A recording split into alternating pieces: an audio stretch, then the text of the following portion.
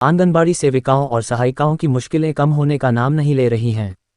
बार बार शिकायत करने के बावजूद उनकी समस्याओं का समाधान नहीं किया जा रहा।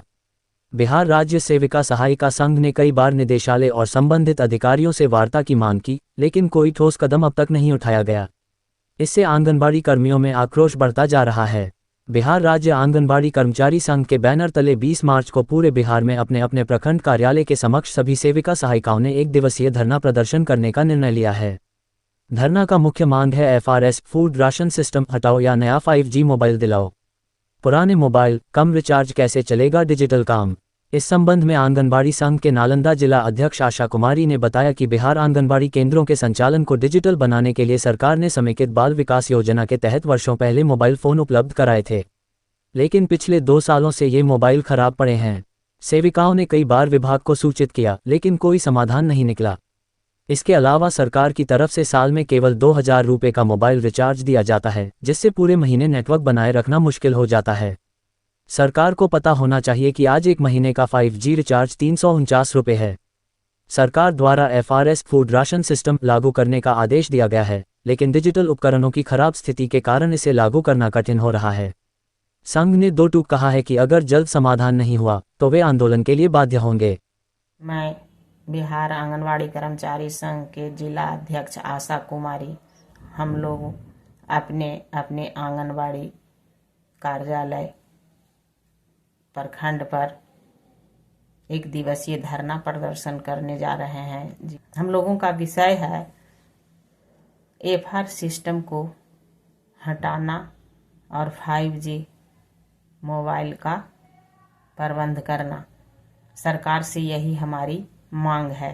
साथ साथ 5000 रुपये रिचार्ज के लिए भी मांगना है।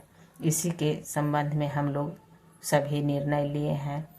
बिहार आंगनवाड़ी कर्मचारी संघ के आह्वान पर सारे राज्य के जितने भी आंगनवाड़ी प्रखंड कार्यालय हैं, 20 मार्च को सभी प्रखंड कार्यालय पर एक दिवसीय धरना प्रदर्शन किया जाएगा।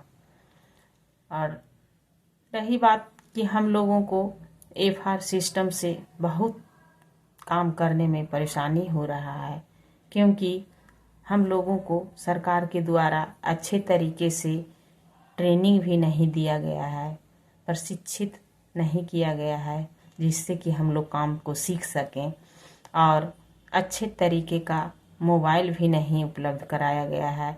आज से 6-7 साल पहले एक एक मोबाइल सभी सेवका को दिया गया था, जो 2GB का था, जो खराब होकर जर्जर स्थिति में सभी सेवका के पास पड़ा हुआ है। और आज से लगभग 35-40 साल पहले सेवकाओं को मैट्रिक पास पर बहाल की गई थी, जो कि मोबाइल के बारे में ऐप चलाना और मोबाइल चलाना बिल्कुल नहीं जानती हैं। और आज हम लोगों को पदाधिकारियों को द्वारा पूरे प्रताड़ित किया जा रहा है कि सारे काम को मोबाइल से करना है।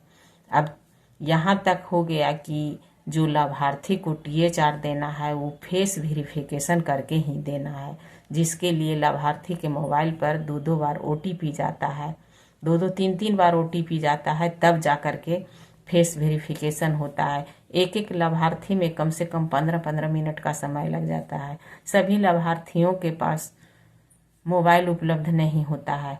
अगर मोबाइल भी है तो उनके हस्बैंड बाहर कमाने के लिए लेके चले गए हैं मोबाइल, तो फिर वहाँ से OTP आना बड़ा मुश्किल होता है। और रही बात कि नई नवेली बहू जब गर्भवती होती हैं तो वो हमारे लाभार्थी होते हैं।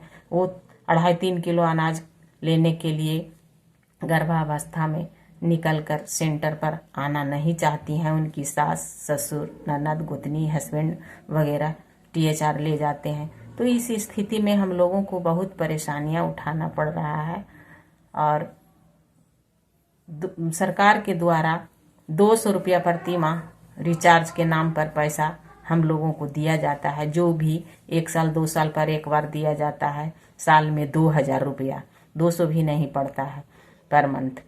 तो इस तरह से आज के डेट में 350 रुपया में मोबाइल चार्ज होता है 1 साल के लिए, 1 माह के लिए, 1 माह के लिए। तो ऐसी स्थिति में हम लोग को बहुत परेशानियां हो रहा है कि 100% हम लोग फेस वेरिफिकेशन करके THR करें, और हमारे लाभार्थी जो होते हैं, निम्न वर्ग के होते हैं, उनके पास 100% मोबाइल भी नहीं है, और दूसरी बात कि मोबाइल और आधार से लिंक भी नहीं है।